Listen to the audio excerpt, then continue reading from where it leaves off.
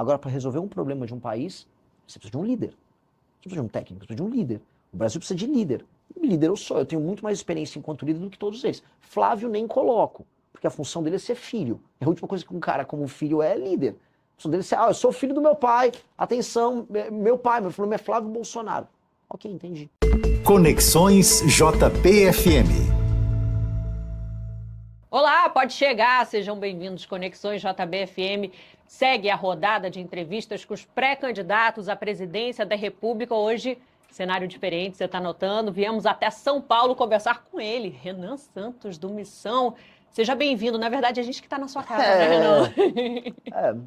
Não, seja bem-vindo à sua audiência. É verdade, aqui, bem... a partir da lente para cá. Estou muito bem-vindo. Muito obrigada pela entrevista. Como foi acordado com o Renan, com os outros pré-candidatos à presidência da República que passaram pelo Conexões, que por aqui passarão, a entrevista vai ter 1 hora. Vamos embora? Vamos embora. A gente começa ali com perguntas livres. Queria começar falando das pesquisas. Você tem crescido nas pesquisas, mas ainda assim você perde com uma diferença considerável para o presidente Lula, assim como todos os outros candidatos identificados com a direita. Somados, os votos desses candidatos ultrapassariam o presidente Lula. Como é que você enxerga o caminho para romper esse cenário? Muito tem se falado em aliança. Eu vi que recentemente você se posicionou sobre uma possível aliança com o PSDB, negando, de certa forma. E aí, qual o caminho? Quer dizer, vocês não pensam em unir em prol de uma candidatura única da direita? Nunca, nunca. Eu vou unir com um homem fraco. Quem é fraco? Fraco. Todos os outros 3 que estão concorrendo comigo são homens fracos. Flávio, né, dispensa apresentações, né? Ele talvez seja só o homem forte do Vorcaro. O Zema puxa saco do Flávio. O Caiado puxa saco do Flávio. Quem é que vai ter coragem de enfrentar o crime organizado quando tem medo de tomar bronca de tia do Zap no Instagram por ter tido uma opinião contrária à família Bolsonaro? Eu não acho que esses caras sejam realmente brabos, né? Eles tentam, não, eu enfrento o crime. Enfrenta. Então enfrenta o crime lá do Banco Master do Flávio. Né? Eu acho só engraçado isso. Então, minha pré-candidatura é melhor do que a deles. Então, se eles têm um senso de, vamos dizer, de vocação pública, apoiem quem é melhor. Eu sou mais inteligente. Diferente deles, eu sou presidente do meu próprio partido político. Então eu não fico igual o Kassab, eu não fico igual o Caiado, dependendo do Kassab. Eu não fico igual o Zema tomando o pito do Partido Novo. Eu fundei um partido político. Eu não preciso puxar saco nem pedir autorização para ninguém. Eu liderei um impeachment contra Dilma Rousseff, diferente deles. Liderei o próprio Caiado no impeachment de Dilma Rousseff. Ele vinha se consultar comigo, ele ia nas manifestações que eu convocava.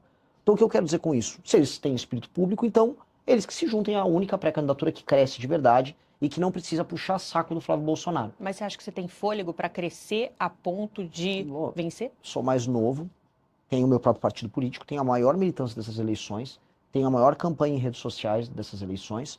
Então, sim, fôlego eu tenho. Tanto que, até respondendo nisso da sua pergunta, você falou, olha, você ainda perde pro Lula. E perde bem. Claro, eu sou desconhecido do eleitorado. Então, esse desconhecimento é literalmente o fôlego. Porque eu tenho, diferente deles, eu tenho espaço para crescimento. Minha rejeição é muito menor e meu conhecimento também é menor.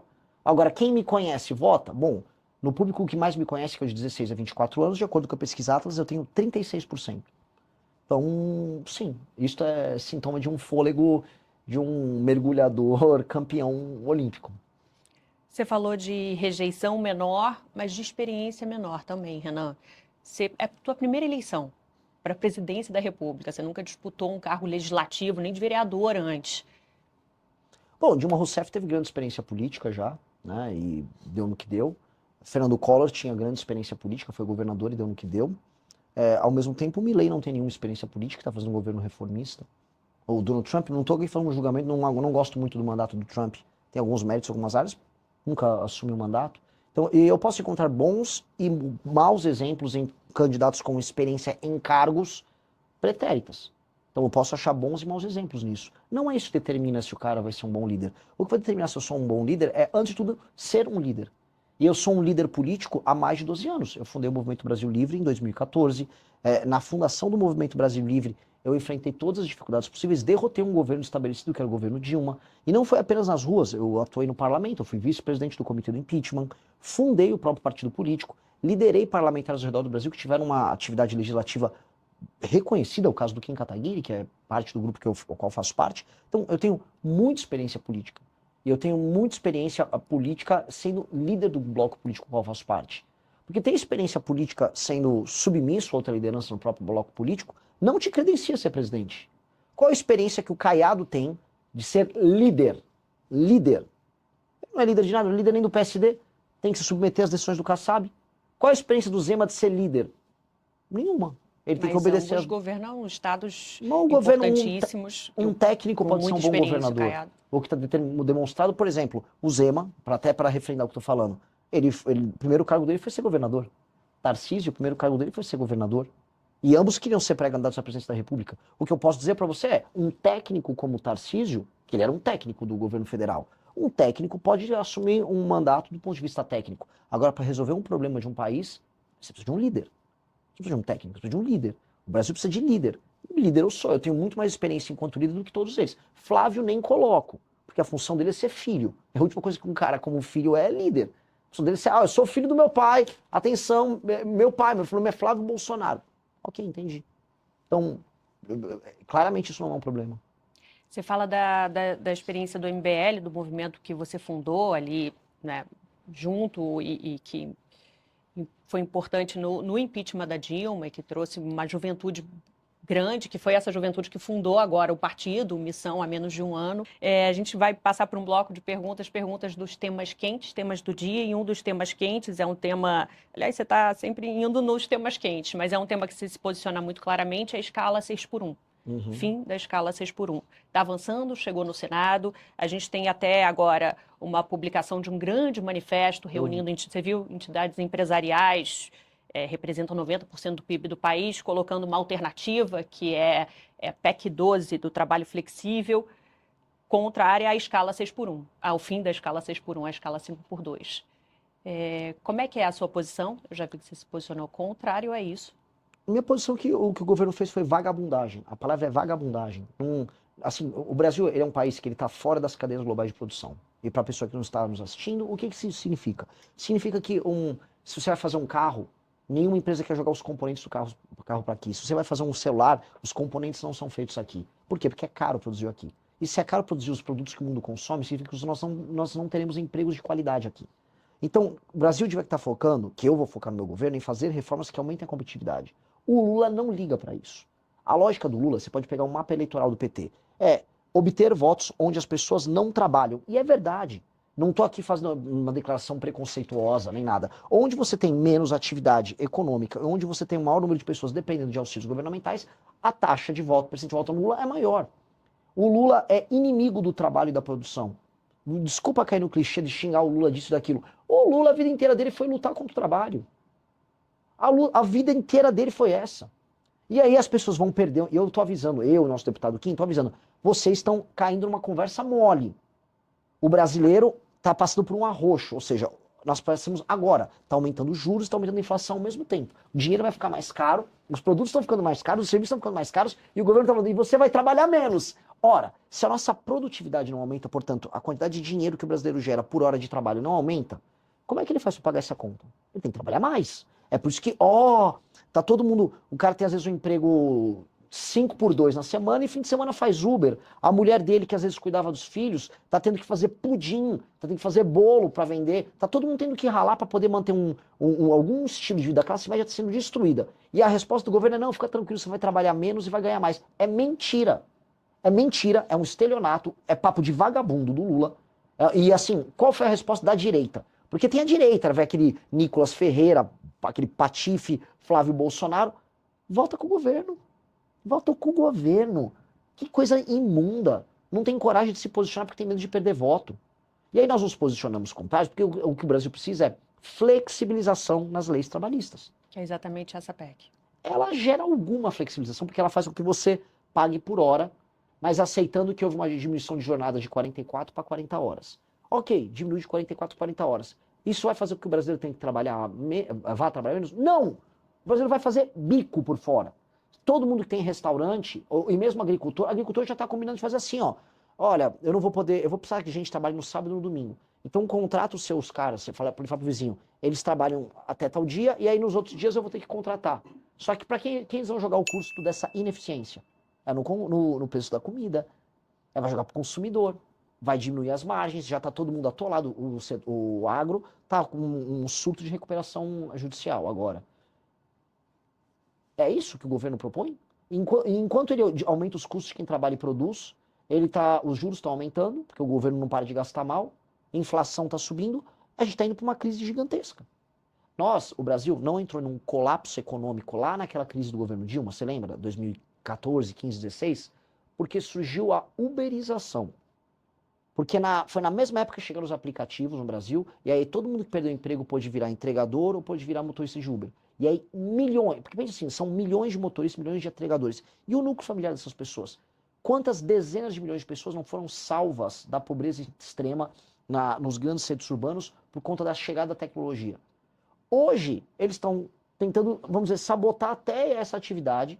E hoje, como eles evitam que o Brasil consiga gerar empregos de qualidade, eles estão jogando todo mundo numa mega informalidade. Não vai dar para ter todo mundo fazendo Uber agora. Não vai dar para todo mundo virar entregador. Ou seja, eles estão ferrando a vida dos mais pobres. E eles são irresponsáveis. Então, a nossa opinião é bem clara. Nós temos que flexibilizar as leis trabalhistas. E é flexibilização pagando por hora, gerando concorrência nos sindicatos. Porque o que vai acontecer? Se você tem um sindicato A, B ou C de entregadores, e aí um sindicato ele tem uma estratégia mais eficiente para representar um conjunto de entregadores, ele pode fazer as negociações patronais. Os Estados Unidos tem isso, várias nações têm isso. Aqui não, você tem que ter um sindicato que tem uma federação lá, uma dessas confederações sindicais, que controla ele, ela faz os negócios que ela faz com as grandes empresas dela, porque todo mundo sabe, elege os deputados que ela precisa eleger, especialmente pelo PT, e não liga para o resultado do sindicalismo dela. Veja só, eu não sou contra sindicatos, eu estou falando aqui, tem que ter mais sindicatos concorrendo entre si e, paralelamente, o trabalhador faz o contrato dele do jeito que ele quer fazer. E flexibiliza. As experiências internacionais vão todas na linha de quem flexibiliza, gera mais emprego e gera mais renda. Então, é o que nós temos que fazer. Se avançar, e é o que parece, a votação da redução da escala 6x1, você, se eleito, trilharia algum caminho para tentar derrubar? Eu faria diferente. Já que eles destruíram a CLT com isso, eu vou propor um novo regime de contratação paralelo. Porque, olha só, já existe. Vamos ser bem sinceros. Todo mundo está nos assistindo aqui, deve ter pessoas que são comerciários, gente que trabalha com serviço. Saiu nos últimos 15 anos de 700 mil para 17 milhões o número de pessoas que são PJ. O que é o PJ, além de um regime alternativo de contratação? Sim.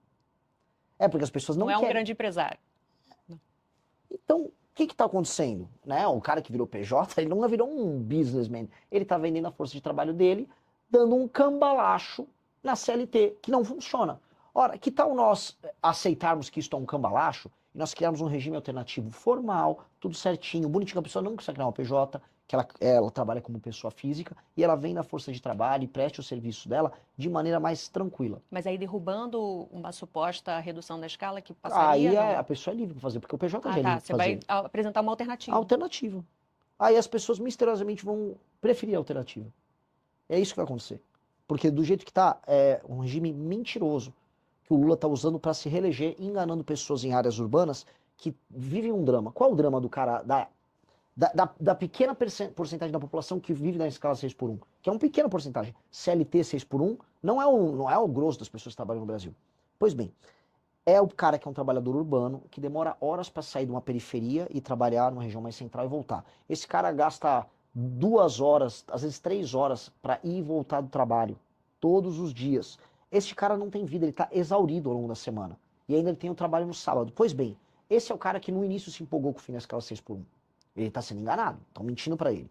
Só que o governo nunca ofereceu para esse cara infraestrutura, sistema de incentivos para instalação de empresas em regiões mais periféricas. Aí esse cara poderia gastar quer dizer, podia economizar essas horas que ele está no transporte, trabalhando mais perto de casa. Ele não consegue. A grande maracutaia é que o trabalhador não consegue trabalhar perto de casa e ter um sistema de transporte precário. Como é que um cara que mora, vamos dizer, no extremo da Zona Oeste de São Paulo, vai de ônibus trabalhar, sei lá, em Moema, na Zona Sul? Demora 3 horas e pouco. Esse cara não tem vida. Como é que não existe um metrô que atende essa pessoa rapidamente? Porque o Brasil não tem grana para investir em infraestrutura. Por que não tem grana para investir em infraestrutura? Porque gasta mal dinheiro. É um ciclo. Ciclo vicioso. No mês de março eu faturei cerca de $4.600, totalizando aí deu um pouquinho mais de R$23 mil apenas com a AdSense do meu canal, postando cortes do MBL. E se você tem interesse em criar seu próprio canal de cortes, ajudar no projeto e ainda poder ganhar com isso, é só clicar no primeiro link da descrição desse vídeo. Interessante. Indo para a economia, você já falou aqui na entrevista, você acha que depois de passada a eleição vem uma grave crise por aí? A gente já está na grave crise, né? A expectativa dos juros futuro é só de subida. A gente está tendo um surto de recuperações judiciais agora. A gente está tendo. A inflação continua subindo, por isso que estão subindo os juros, porque a inflação está aumentando. Contas públicas indo para uma trajetória de dominância fiscal. Naturalmente, eu ganhando a eleição, dado que eu já tenho um plano econômico muito agressivo para resolver a questão fiscal no Brasil, você muda o clima do mercado, mas o mercado, né, e os investidores nacionais e internacionais vão querer ver ações concretas. E quais são essas ações concretas? Essa reforma fiscal poderosa que vai colocar déficit nominal zero no Brasil. Um déficit nominal zero, com uma PEC que vai economizar 3,3 trilhões em 10 anos, a gente fala em colocar as contas públicas em ordem. E aí você passa a ter um fluxo maior de capital sendo trazido para cá, a curva de juros caindo, você tem um efeito de crescimento econômico, com juros menores você consegue, as pessoas contraem dívidas, o investimento aumenta, tiram dinheiro da renda fixa, bota dinheiro em investimento, bota dinheiro na bolsa como um todo. Você consegue reduzir também as alíquotas de impostos em diversas áreas, abre o Brasil para o mundo, para você ter um regime mais competitivo, e aí, aí a gente sai dessa curva. Agora, em condições normais de temperatura e pressão, a manutenção do PT no poder é apenas desastre. A gente tem um governo Dilma vindo aí. Tanto que eu acho que as chances do Lula tomar um impeachment não são nem um pouco desprezíveis no Se novo eleito? mandato. Se reeleito. Você falou de reformas, além reforma da Previdência, reforma também de benefícios sociais, tudo teria Tudo. que entrar no pacote. Tudo. Bolsa Família. Também. Passar pente fino no Bolsa Família. E eu tenho uma política do Bolsa Família para municípios não sustentáveis. Eu vou fazer frentes de trabalho nesses lugares. Frentes de trabalho urgentes. Eu vou dar um exemplo, cara. Eu fiz um trabalho social, foi desenvolvido pelo MBL, que chama Leve Postos. Eu fui numa cidade com baixíssima atividade produtiva, juntamos uma comunidade, com base no investimento próprio que a gente fez com doações da molecada nossa. A gente terraplanou, fez um poço, extraiu água de lá e começou a plantar. Tá plantando agora coentro, tá plantando cheiro verde, porque nasce rápido e você consegue vender rápido. A gente já arrumou os clientes e aquela comunidade começa a se tornar autossustentável só produzindo na terra ao redor dela. A primeira coisa fácil para você gerar emprego simples, que tem uma mão de obra intensiva, é trabalhar com o que se chama de cinturão verde, que são os hortifrutis. Produto tomate, cebolinha, alface, couve, coentro, jiló.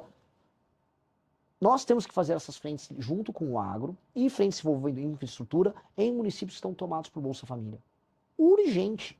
Nós temos que recuperar a autoestima dessas pessoas e a cultura de trabalho delas que está sendo abandonada. Hoje, um menino ou uma menina, no interior do Ceará, a perspectiva dele é receber um benefício e talvez arrumar um bico. Mas você acha que essas pessoas, os beneficiados, também têm a mesma vontade? Precisam, vão ter. Se não tiver, vou fazer ter. É o seguinte, se você não aceitar trabalhar da frente de trabalho, você não vai receber o seu benefício. Você vai Ponto. condicionar, Lógico. porque hoje é algo contrário até, né? Lógico. Se você tiver renda, você não recebe. Assim, onde há emprego e a possibilidade de emprego, porque eu tô falando agora de lugares que não há emprego. Eu tô sendo, como é que eu posso colocar? A gente tem que ser muito humano para entender. O interiorzão do Nordeste não tem atividade econômica.